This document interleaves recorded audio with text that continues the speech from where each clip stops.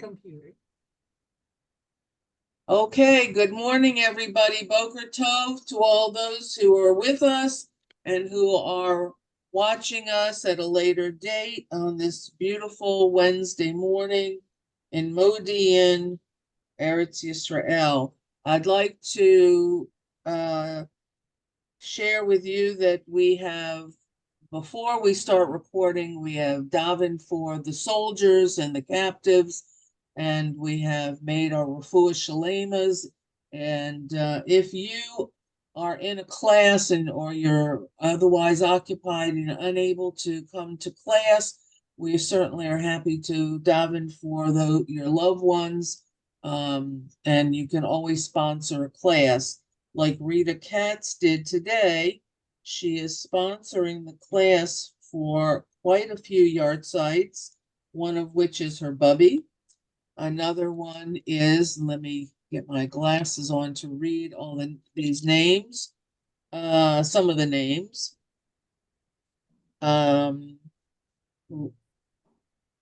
Let's see if I can, Chanoch Yaakov ben Yitzhak Halevi, and Avraham Abba ben Eliezer HaKohen, and okay, and Sruli ben Chanoch, as well as some other names that she did not give us, but are also having their yard sites this week. And we thank Rita for sponsoring class today. And if you want to sponsor class in honor and memory, or for a simcha or whatever, or just because you're a generous person, feel free to do that, because this money goes to Hadassah, and all the sponsorships are helping people at Hadassah Medical Center.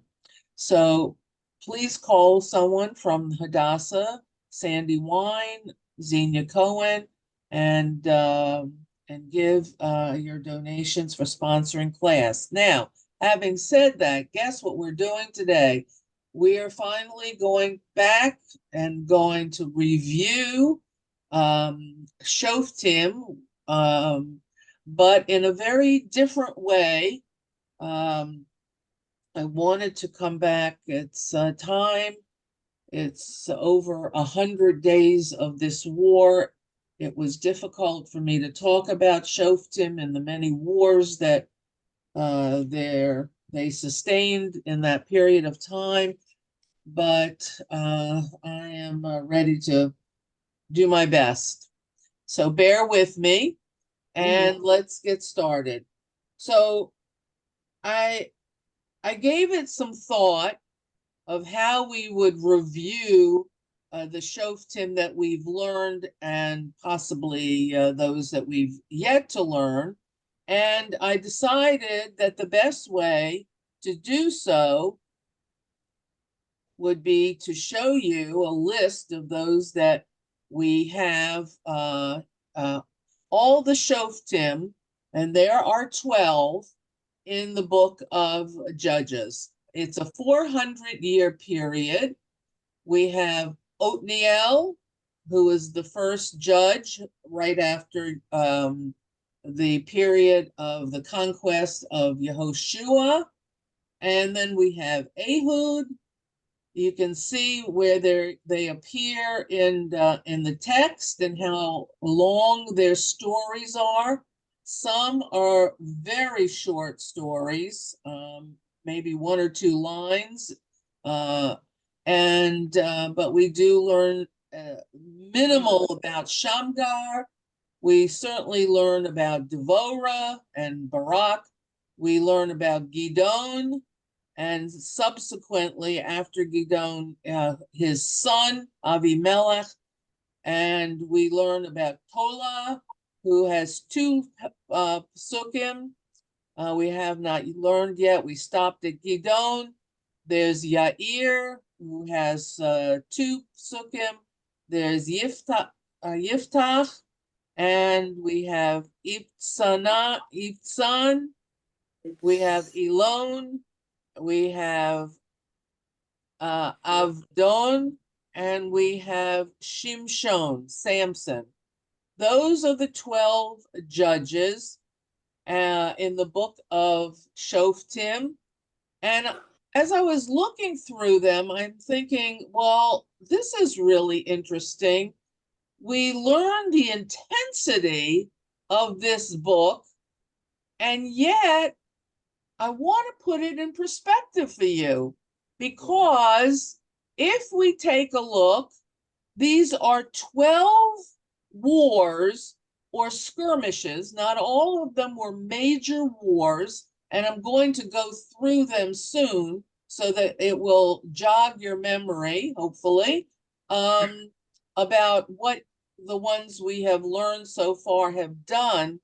But 12 wars or skirmishes in a period of 400 years, from the time of the end of Yehoshua to the period when we read in Shmuel, Sefer Shmuel, Shmuel Hanavi. Now we know that Shmuel Hanavi writes this book of Shoftim, and he's giving us information about how the tribes managed after Yehoshua. Well, when I thought about it, I said, I'm not sure this is so horrible in a way, and yet I wasn't sure how I could reconcile it with something that is very relevant to us today. Now, let's take a look at something that I want you to see. Can you see that? Yeah. This is a chart of the wars that Israel has fought, the wars and skirmishes that Israel has fought in the last 75 years. 75. Okay? Let's take a look at them quickly. First of all, there was the war. Here you'll see let's take a look. It's going to talk about the conflict, who was fighting it. Israel is always in this line. Who they fought against, what the result was, and then who the leader was, the prime minister. Maybe you could consider the prime minister the shofet, or the defense minister, the chief of staff of the IDF, and how many soldiers were killed and how many civilians killed. Okay, now let's take a look at this, because if we think that 12 skirmishes and wars in 400 years were terrible, all of us, some of us, all of us, have lived through these years of the history of Israel. The first was the War of Independence. The War of Independence was fought by all of these people, these countries, for the survival of the newly created modern state of Israel. Not the old land of Israel, but the modern state of Israel in 1947, 40 to 49. Now look at this. How many people we lost in that war? David Ben-Gurion was the prime minister, and Yaakov Dori was the chief of staff. And here we have right after that, not too long after that, we have the Sinai Peninsula War. We fought against, these are the people we fought with as allies, and we fought against Egypt. We were victorious. David Ben-Gurion was still the prime minister, and the new Moshe Dayan was the Secretary of Defense of the IDF. We lost 231 soldiers at the time. Now that's a period of what? 6 years, 7 years between the amount of these two wars. We then go to the 6-Day War, which was what, 11 years later. These are the people we fought against. These were the enemies. You'll start to notice a pattern of the enemies. Thank God, within 6 days we were victorious. Levi Eshkol was the prime minister, and Yitzhak Rabin was the head of the IDF, and Moshe Dayan had become the Secretary of Defense, the Minister of Defense. After that, after the 6-Day War, right afterwards, there was what was called a war of attrition. The sides were Israel against these enemies. The Moshe Dayan was still the head of the defense minister. Golda Meir becomes prime minister, and Chaim Bar-Lev is the head of the IDF. Now take a look. You see these, they continue to drive us crazy, just like in Shoftim, the same players over and over. Then we had the Yom Kippur War, 1973, and thank God we were victorious, but after terrible losses under Golda Meir, under Moshe Dayan, and David Elazar, who was the head of the IDF at the time. Now, soon after the Yom Kippur War, there was a small skirmish called Operation Litani. That Litani is the river in southern Lebanon, and we were fighting against the Lebanese and the that is, the FLA is a confederation of Lebanese, southern Lebanese army. Okay, yeah. Now, we, at the time, Menachem Begin was the prime minister. Ezra Weitzman was in charge of the Minister of Defense, and then Mordechai Gur was the head of the IDF. Now, first Lebanese war.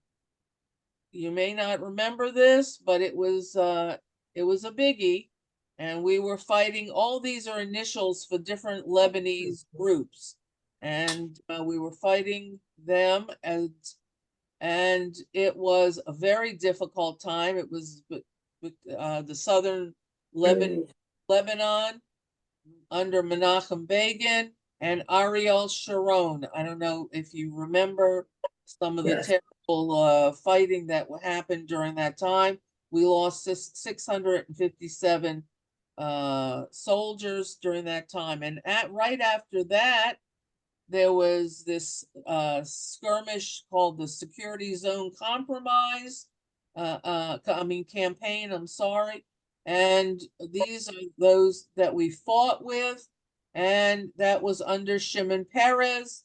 The defense minister was Yitzhak Rabin, and the head of the army was Moshe Levi.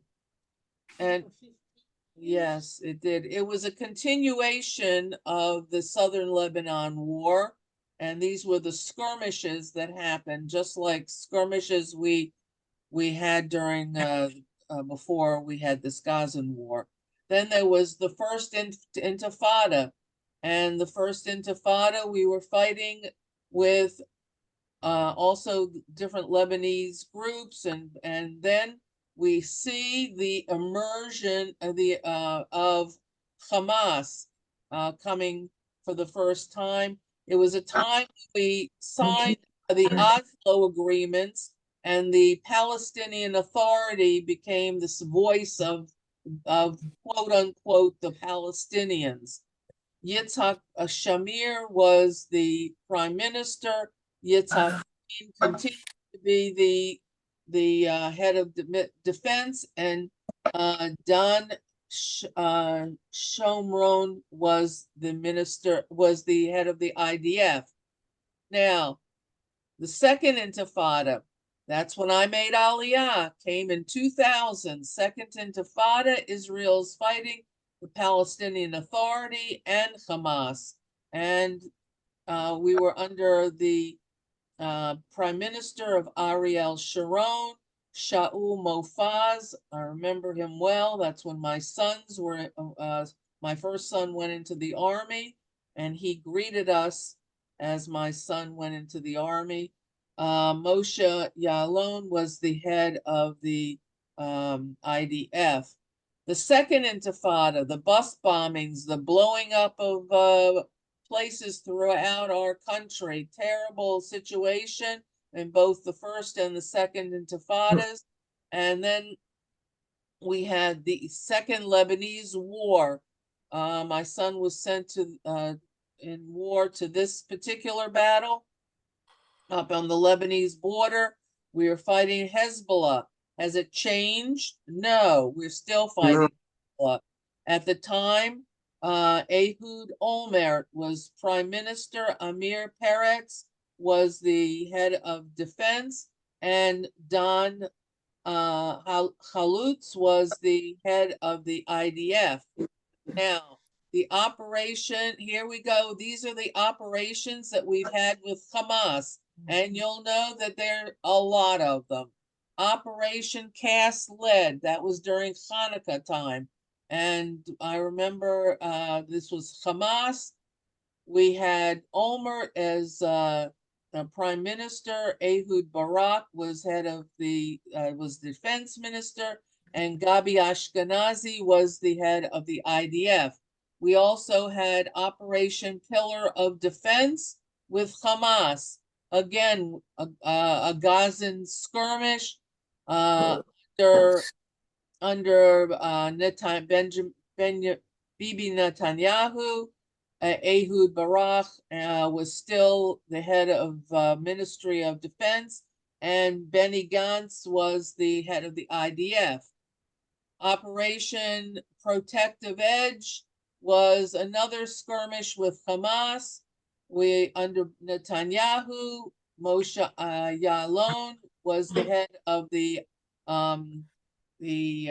defense ministry, and Benny Gantz was still the head of the IDF.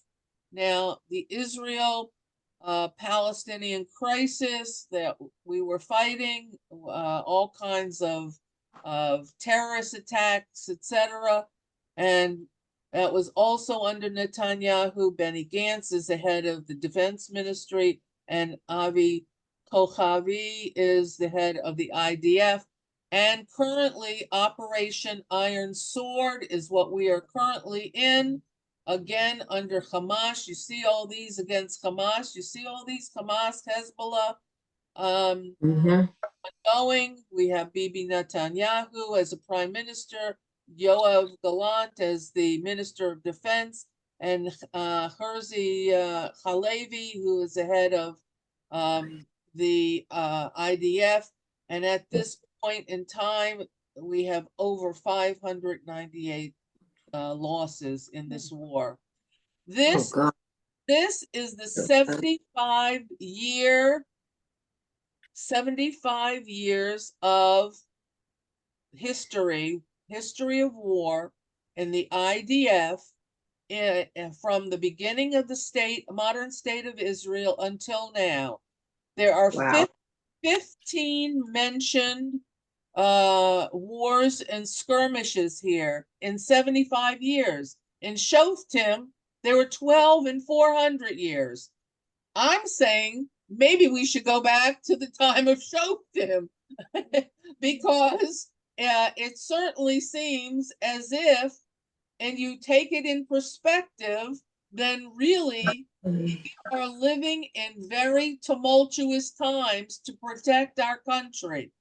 And hopefully we will, this war that we are engaged in will end all of these skirmishes that we have had in the last, 30 years.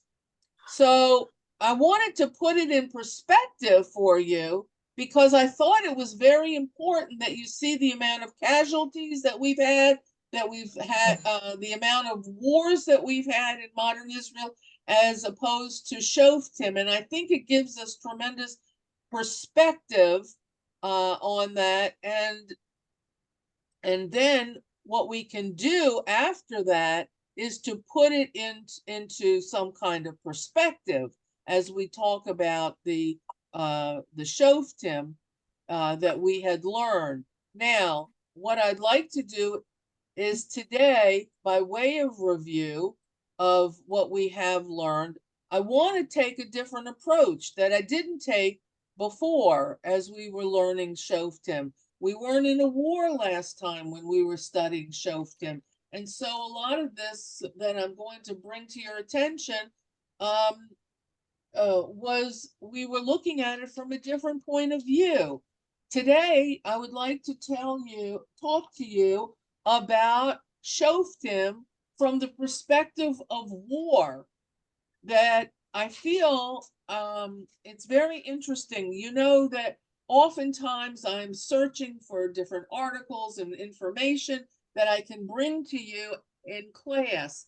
And the one article that this paper that was written by a rabbi and a religious Jew who was an employee of the Pentagon in the United States, wrote an article about the wars of Shoftim and of Israel.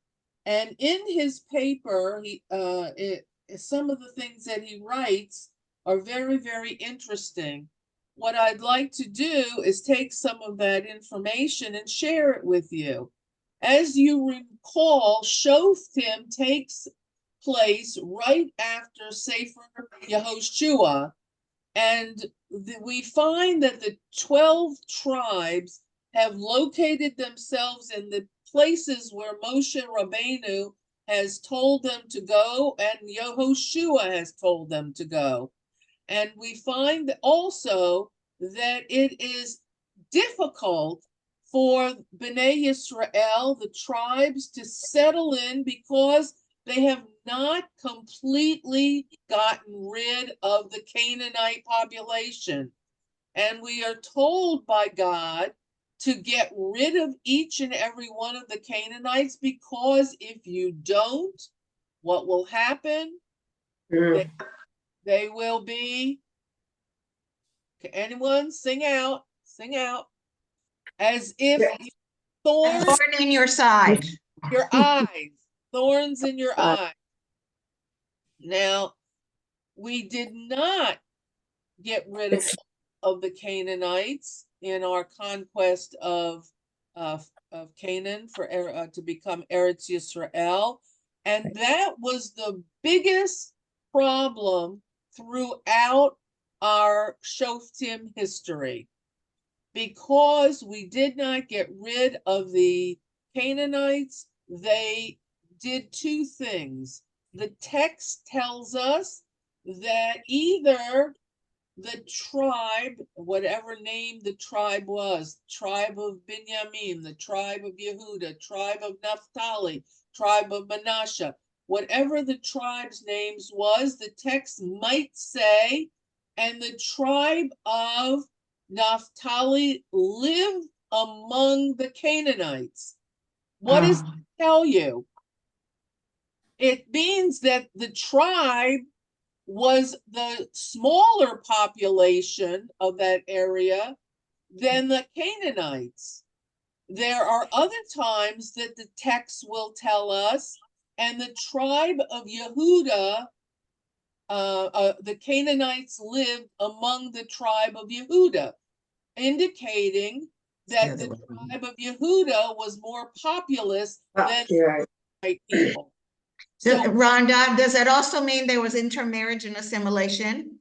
Terrible, of course. The text says that at each and every time there is a shofet, when there's a war, it is because there is terrible intermarriage, there's terrible assimilation, and we find ourselves in big trouble often in some of these tribal locations because of the intermarriage and the assimilation. However, let's take a look. We find that traditional commentators who talk about the health and welfare of each of the tribes during this period of Shoftim discuss the military strategy and tactics, but often they do not talk about the lessons from these battles in terms of religiosity. The military operations in the book of Judges talk to us about teach us some very significant military operations, as well as religious indications of our religious health and well-being. So let's talk about what some of these things mean. First of all, in the book of Judges, we are provided with some of the most graphic descriptions of strategies and tactics in war that have continually been historically recorded throughout history. And we find oftentimes that in modern day war, you will find some of the exact same strategies and tactics used today as were taken several thousand years ago.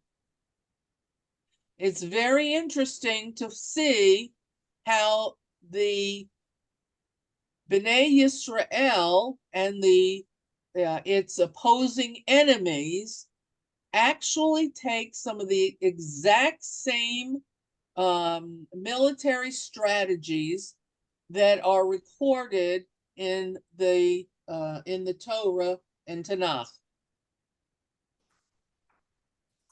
So let's take a look at the book of Judges, which ascribes the successes of its heroes to divine intervention, which is something that we do not do in the modern state of Israel.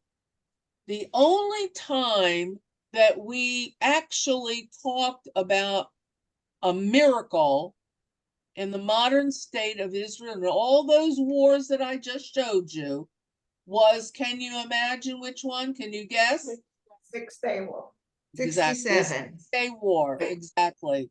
It was lightning fast, it was successful, and we got in and we got out.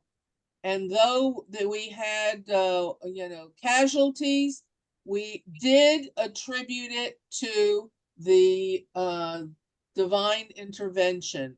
And that was very big for a while in Israel. However, you might recall that after we said that God, look at what God did, and it ended pretty quick, the Israelis were saying, look how great we were. We were, yeah.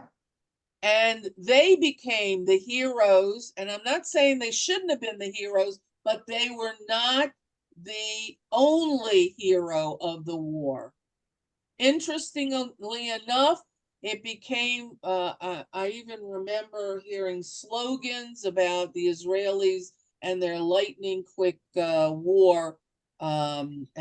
So it became apparent, if you take a look at the history of Shoftim and you place it on top of the 75-year historical period of the modern state of Israel, that at the time of the 6-Day War, you are guaranteed, if you look at history, that God will say, you think you won that war?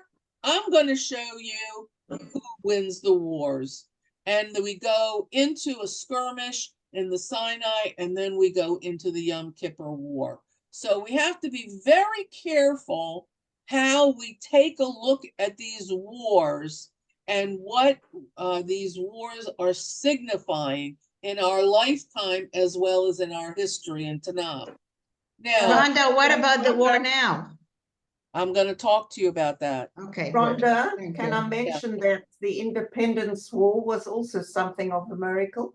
Yes, you're absolutely right. Talking about all those Arab armies invading, and there were 650,000 people all together in the state of Israel at the time, 30,000 fighting people against 5 armies. So that in itself was a miracle too. You are absolutely right. As a matter of fact, I'm going to show you something, and I'm glad you brought that up, because we talk about in the history of warfare in Israel, whether it's in Shoftim or in modern day Israel, that during, I'm going to show you a picture. This is called, have any of you are familiar with Davidka Square in Jerusalem? Yes, yes. Okay. That is a Davidka right here on your screen. Can you see it? This is a Davidka. It is a makeshift cannon that was developed in the War of Independence, named by David, I think it was Leibovich. It was a cannon that didn't really shoot anything, but as you recall, we were so overwhelmed with people attacking us all over the country, and we had so few arms, that this particular cannon made such a loud noise that it sounded as if there were multiple cannons and actually tremendous amounts of people fighting the war. Here, we can go back here. It was it was made by, Davidka means made by David or little David. And the man's name is, that it was named after, let's see, do you see his name? It was during 1947-49 war. And I thought it was named for David Amelech. no, it was named after the guy who Named for its inventor. Go down a bit. But what? Go down a bit. Go down a bit. Scroll down. Right here. There you go. David Leibovich. Oh, I didn't know. So when you go to Davidka Square and you see this cannon, you'll know that that was one of the brilliant inventions. It says it was to terrify opponents. That it didn't shoot much of anything. It didn't go anywhere, and you couldn't really kill anybody. But the noise was crazy, apparently. And we in Shoftim have almost the same thing. So it's very interesting that some things change, but some things never change. So let's take a look now. In addition to that, let's talk about the different wars, some other of the wars. Now, by way of reminding you of what we've studied, you remember that the central fact of the Israelites' life, once they had settled into their areas, was there was an absence of the central strong government. And this was a problem for all the years, because the tribes really couldn't seem to get it together enough to govern themselves as an individual state. Oftentimes, because there were large populations of Canaanites in their tribally assigned areas, the tribes would tax the Canaanites, and that way get money in order to arm themselves and run their tribal property. But if there weren't enough people to force the Canaanites to pay taxes when the Israelites were the smaller population in that area, they were unable to raise taxes and get their military arms paid for. We learn in chapter 1, where Othniel is the judge, that he is a relative of Caleb. Remember Caleb from one of the spies? Okay. Now he says that Caleb says that he who is still alive, that if those of other tribes, and he asked the tribe of Shimon to join him because they felt that Yehuda and plus Shimon in this skirmish against the Philistines would help end the terror that the Philistines were causing. And so we learned that Othniel steps up to the plate as a judge, and as his reward for fighting off the Philistines, he gets Othniel's daughter, Achsa, as a reward for helping rid the Philistines.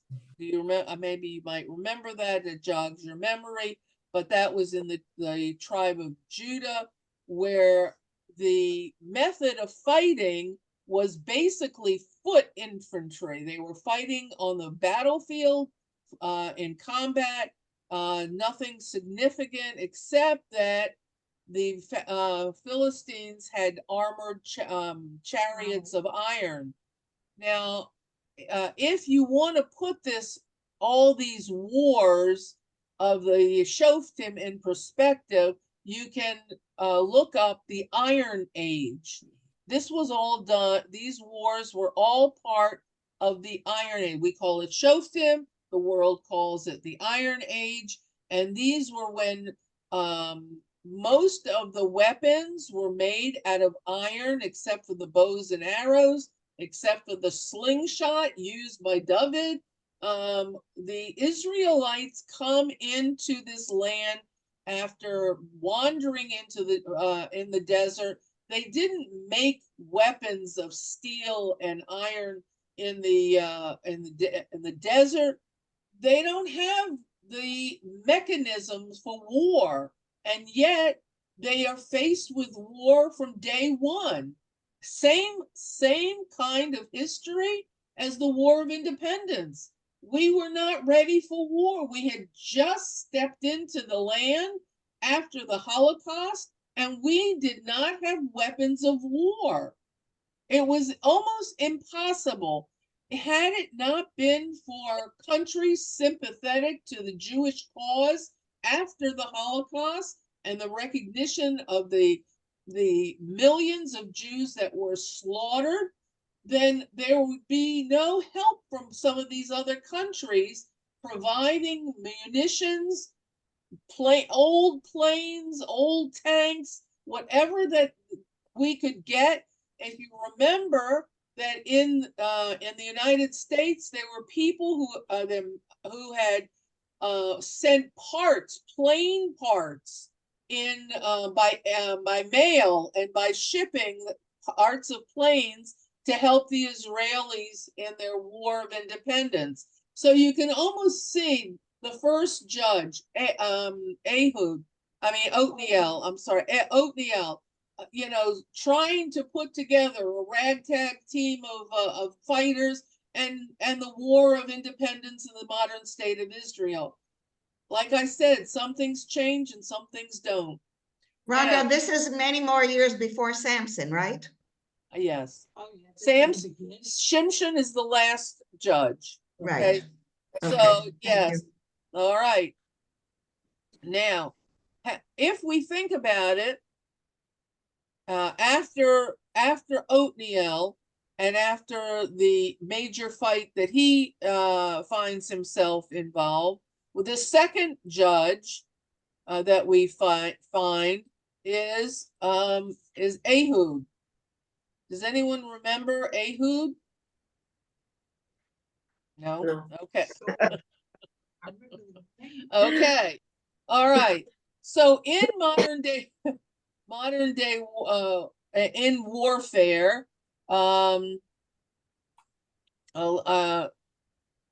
okay, let me just tell you, let me go back to Othniel ben Kenaz for just a second.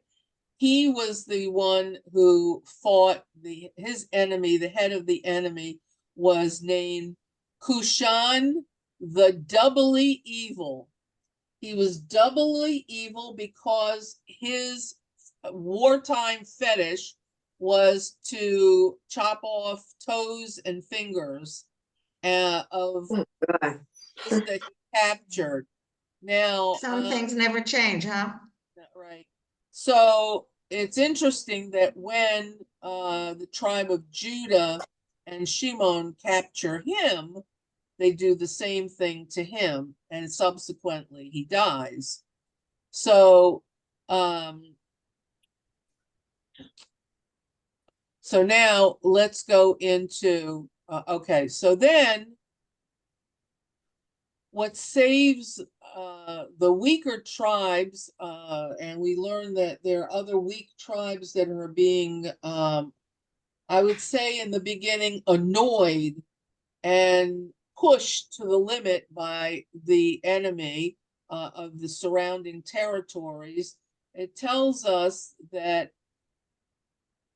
in Shoftim, and I'm going to read this. Let's see, maybe you can you see that over here? Yes. Okay, can you hear her? She's going to read a passage from Where do you want me to start? right here. As the book of the Judges states, We can't hear her. We can't hear. Okay. as the book of Judges states, and when the Lord raised them up judges, then the Lord was with it the judge and saved I'm them. sorry, we still can't hear you. Okay, I'll read it then. I'm sorry. Okay. I thought maybe you were tired of listening for a minute and get someone else. So the book of Judges says, and when the Lord raised them up, the judges, the Lord was with them, with the judge, and saved them out of their hand of their enemies, brought them out of their enemies, and all the days of the judges. So during that time, we know that God was really with us. He was kind of like in the background. We know that during Yehoshua, God is present in every single battle. We hear his name. Even God tells how it should be, the battles should be fought. But during the book of Judges, we are told that God steps back and gives the people of Israel a better opportunity to fight for themselves and make their own decisions. After all, they're going to have to be on their own in this land, and that God cannot run their lives. There has to be decisions made by them. So then there is another concept in military battles that was started in ancient times that we learn of Tanakh, and it's called, and then just hold on, it's called decapitation. Decapitation doesn't necessarily mean the removal of one of your enemy's head. It means the removal of the head of the government or the enemy, and therefore rendering the enemy incapable of fighting. Sometimes the head of the government or the the area that the people are fighting, the coalition of enemies, were so strong. The dictators, the kings, the rulers were so strong that if Israel could get rid of the head of the particular enemy, then the whole other regime would fall apart and not be a threat to Israel anymore. That is the tactic of Ehud ben Gera. He is the second of the Shoftim. In his Isn't case, that what we're trying to do now? Exactly the same thing? yeah, well, exactly. And I want you to listen to the different things that I'm going to bring up. I hope I have enough time today. I don't think I'm going to, but to listen to the various kinds of strategy, and you can certainly put it towards the wars of Israel, modern day Israel. Now, what Ehud ben Gera does is that he, as you remember, he goes to the king's palace. He goes to him as a strategy instead of waiting for them to come to Canaan or the tribes. And what he does is he tells the guards that he has an important message for the king and that he must see the king personally. The guards frisk him and certainly don't find anything that might be harmful to the king. They let him in. And the Ehud ben Gera says to Eglon, the king Eglon of the Moabites, this may be a familiar name to you. Yeah.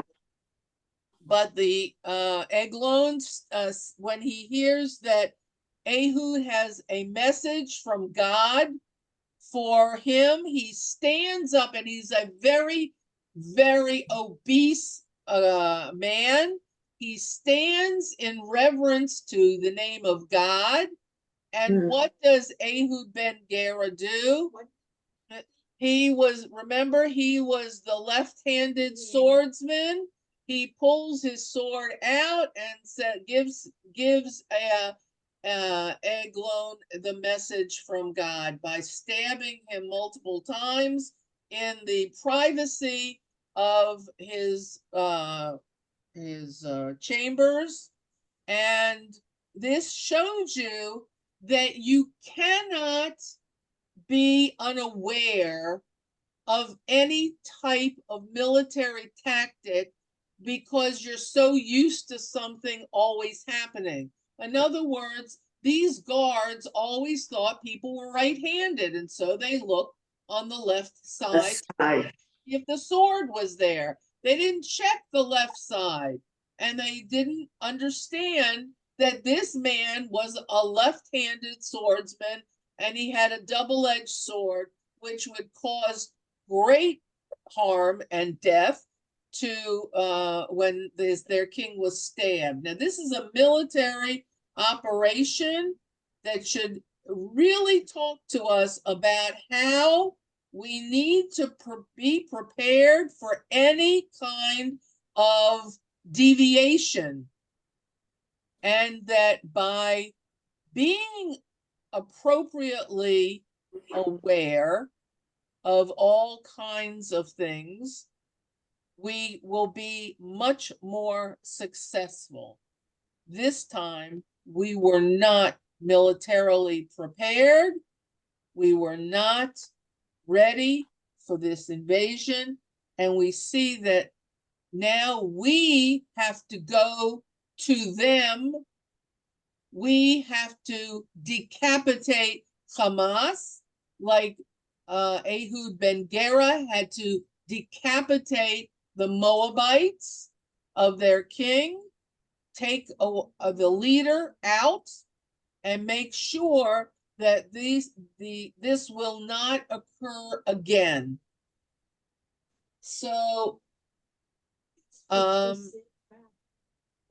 I don't okay.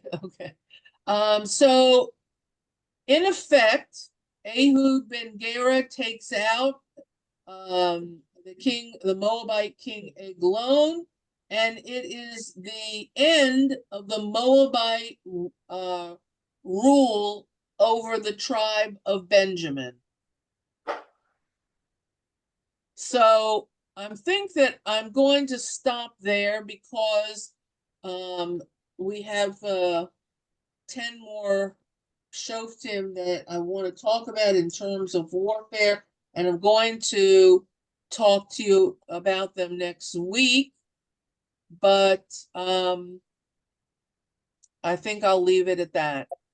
We are so aware of what's going on, but as today, if we read our history, to know history and to know our past is to make us stronger and more willing to see the possibilities of having success with God as our leader and with strong and very, very, very committed soldiers. So I'm going to leave you with that, and we'll continue next week. And I thank you very much. Thank you, Rhonda. Thank you. Rhonda, that was a beautiful presentation. Mhm. Yeah. Thank you, Rhonda. Thank you, Thank you Rhonda. very, very much. It was wonderful. No.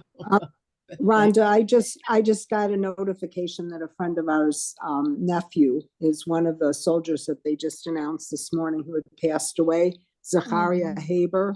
That's he was who 32 years that's who I old. announced. Yes, I just announced Yeah. that. So That's yeah. Dr. Yonina Shine's nephew. that's right, because yes, because it's also, Yonina Shine's brother. I forgot it was the same Yes. person. Yeah. Oh, wow. Okay, maybe hear good news and So vote. So vote, maybe everybody. be only have- successful. Yeah. Right, Yeah. right. Before we conclude, let's see, I'm going to stop the recording, but does anyone have any comments or questions?